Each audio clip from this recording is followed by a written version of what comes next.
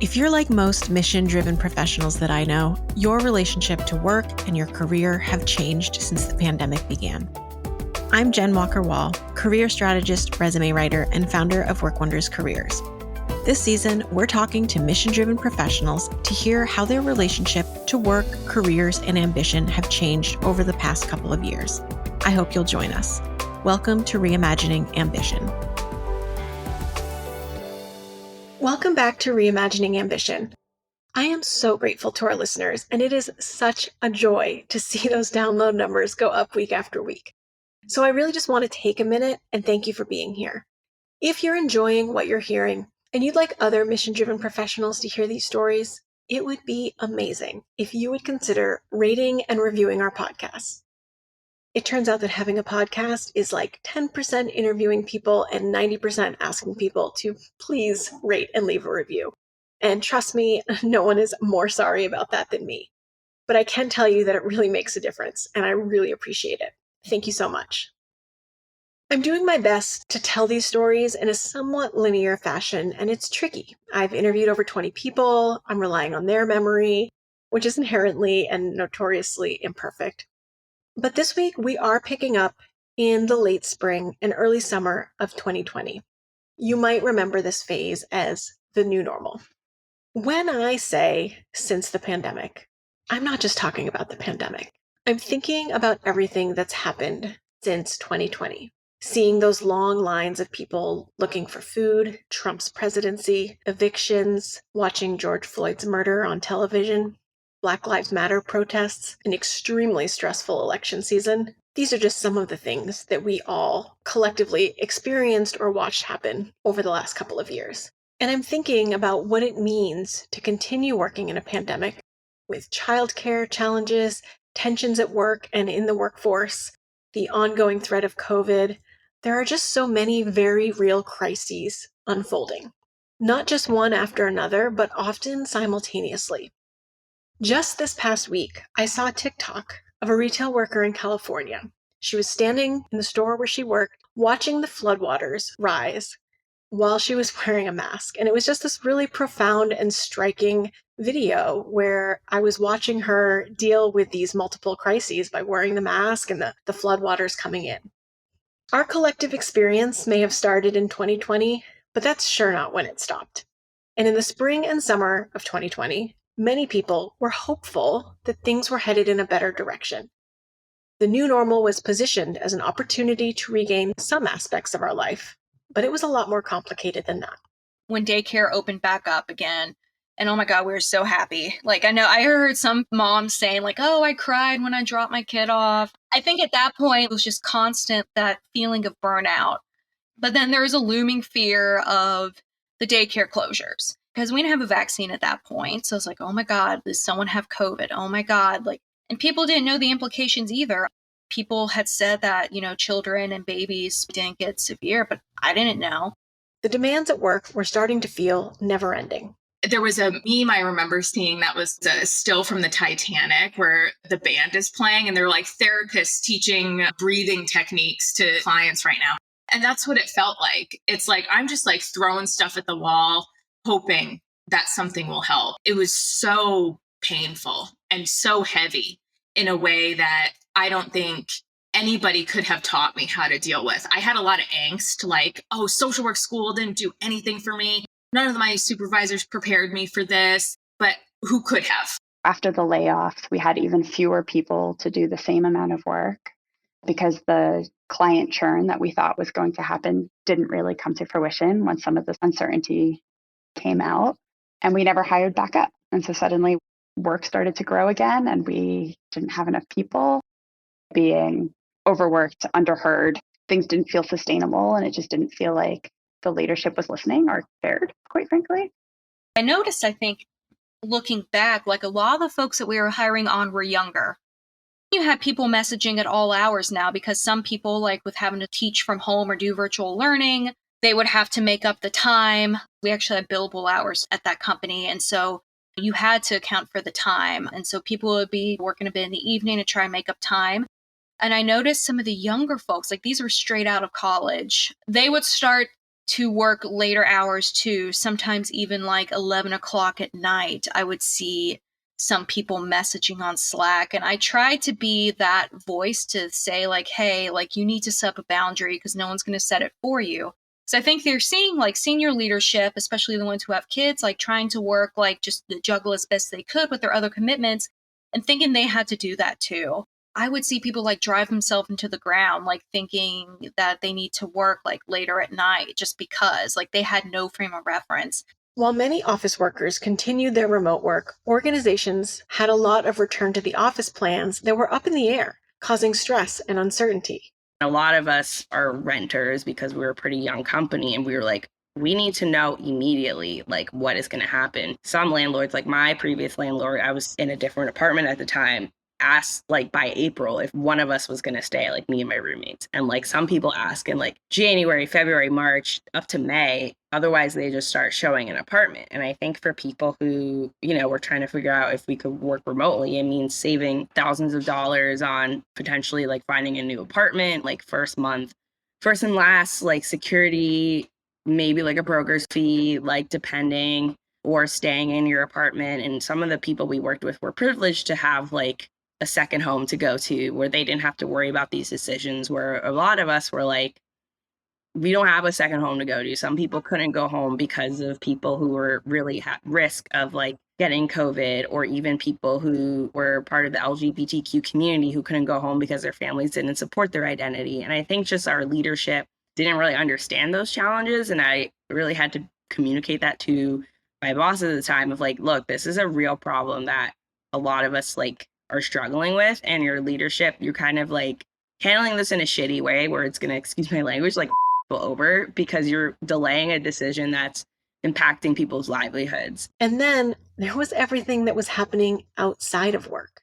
So I went into labor on the night of May 25th, 2020, which I then later found out was the night that George Floyd was murdered. And so not only did I come home from the hospital having given birth to a child, but really found the world had shifted again because of that. And I live in DC. And so, there was also the different protests going on and Trump pepper spraying protesters.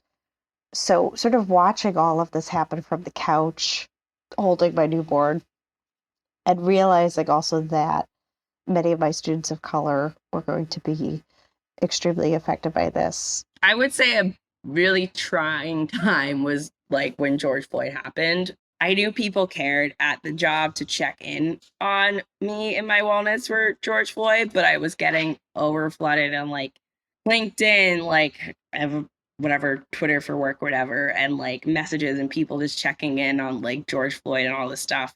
2020 wasn't just about COVID. It was parents struggling to balance the demands of work with childcare. It was before we had a vaccine. It was the murder of George Floyd. It was a summer of protest. And it was, I'm sure you remember, an election year. And there was some part of me, as a self-employed person especially, that braced myself for business to slow down, as it seemed everything was falling apart. But as we were learning, even when things fall apart, work somehow persists. The summer was just terrible. It felt like before June 2020, I felt like I was in this place because before that, I was constantly getting these emails, from my liability insurance, like, you're a hero. Also, if somebody gets COVID at your office, we won't cover it to help you, but keep doing the good work.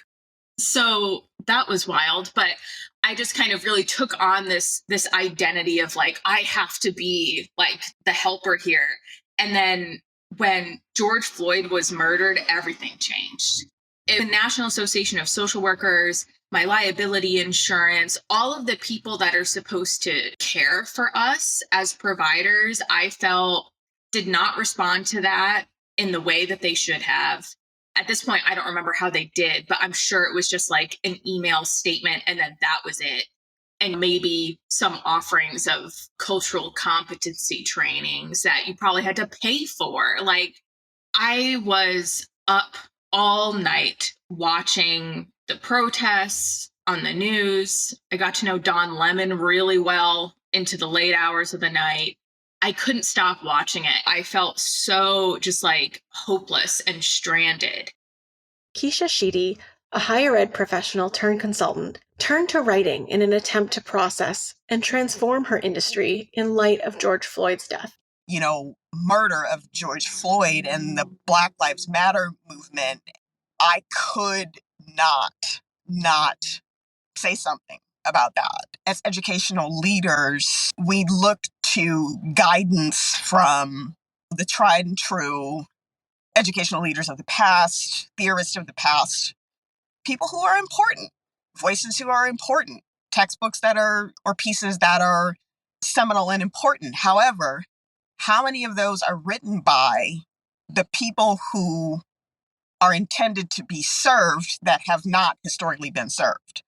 So we want to, in theory, reach out and serve communities of folks who have kind of been left behind, yet we're not reading the literature or books or knowledge or using the experiences of those very people that we're trying to serve, which obviously makes no sense. I've written things, presented things, and nobody's been paying attention. So it was nice to have people say, wow, that was incredible and impactful. Thank you for sharing. Yet it was also kind of a slap in the face. The 15 years prior of experience that I had in the higher education space, particularly as a Black woman across multiple institutions of different kinds, that still, combined with a master's degree in education, that still was not enough to put me in a space to make real impact in the division or in the organization. Dr. Michael Malarkey was advocating for changes at his internship.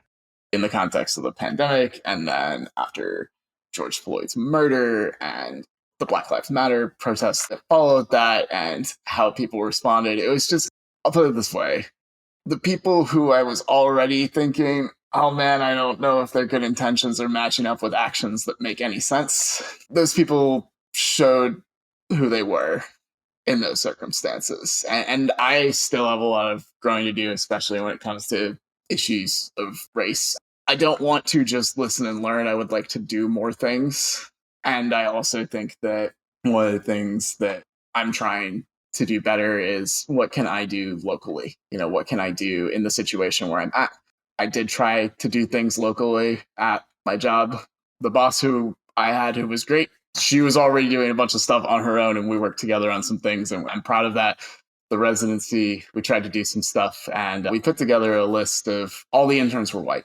And we wanted to recognize that, and we wanted to say, is there ways that we can think about structurally to make this internship more accessible to anyone who isn't white? And this is secondhand, take it with a grain of salt, I guess, but I heard that, we had a meeting where basically the meeting was, here are all the reasons we can't do this stuff. And I heard after that the list we had really worked hard to put together in collaboration with each other was kind of called by a supervisor who's white, a manifesto. I think for me, your behaviors betray your priorities. There were a lot of people who held a lot of power, who spent a lot of time talking about how they couldn't do anything. And even if it was true, even if they were constrained, and I'm sympathetic to that on some level, the willingness to, okay, we've seen the man behind the curtain. It's like, well, but no, but things are fine. And going quote unquote back to normal is not an acceptable thing. Normal was George Floyd getting murdered in the street. Normal was lots of people's names who we haven't heard about, I haven't heard about, being discriminated against constantly, feeling unsafe in their work. Danielle Marshall, a strategic advisor and founder of Culture Principles, was just getting her consulting business up and running.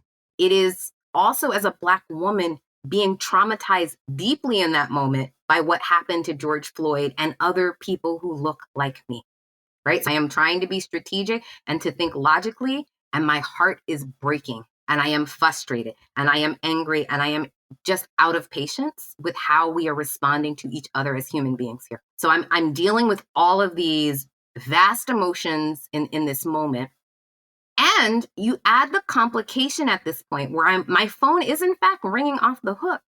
But now when I get you on the phone, I can't tell who is who and who is acting in good faith and who is a bad actor. Because there were so many companies at that moment that said, oh, well, we have to speak out against what's happening, racial injustice and Black Lives Matter and all of this. And I'm like, are you saying the right words and upholding the system? And because so much noise entered the space, it was a profound time of confusion. Not only were there some very real crises, they were impossible to avoid. And yet most of us were still trying, or being asked to try, to execute our jobs and the challenges there like there was nothing else going on. People can recognize when you actually have to jump into action short term in order to do something. We have a decent sense of those little moments of heroism. But the problem is like when that doesn't stop, when you realize that places will manufacture emergencies after that, there's no putting the genie back in the bottle. I got the sense from almost every one of my conversations that people were more than eager to jump into action as we navigated those initial weeks of the pandemic. And when it became obvious that we needed to tackle issues of racism and equity, I got the sense people were eager to jump into those as well. But there were a lot of challenges in their way. I'm sure at some point someone will do a robust and comprehensive study on how attitudes towards work have changed and evolved during this time. But from my vantage point, the very real crises that we were witnessing and enduring, and encouraged to minimize or ignore, brought long simmering tensions, including racism at and beyond work, salary and pay equity, care work, and mental and physical well-being to the forefront. And perhaps in doing so, it put the manufactured crises of work demands, with the increasing workload and the retention issues, in perspective. What do you think? What experience made you realize that you're replaceable at work, but not to your friends or family? What were the moments that caused you to rethink your commitment to your work and career? These are not intended to be rhetorical questions. I would love to hear from you, so why don't you find me on Instagram at Reimagining Ambition. I'll put a link in the show notes, and you can send me a DM. Thanks for listening. We'll see you next week. Thanks for joining me this week on Reimagining Ambition. Hit subscribe wherever you're listening to this podcast so you don't miss a single episode. If you'd like to help us share these stories with even more mission-driven listeners, please leave us a review on Apple Podcasts. It really helps. And if you stumbled onto Reimagining Ambition because you're ready to explore what's possible for your career and you love practical career exploration, job search, and resume advice, please check out our private community podcast, Off the Clock. It's only available to folks who sign up, so join us at www.workwonderscareers.com/podcast to learn more. You can also follow me on LinkedIn, Instagram, TikTok, and Twitter. Check out the show notes for links to those accounts. See you next week.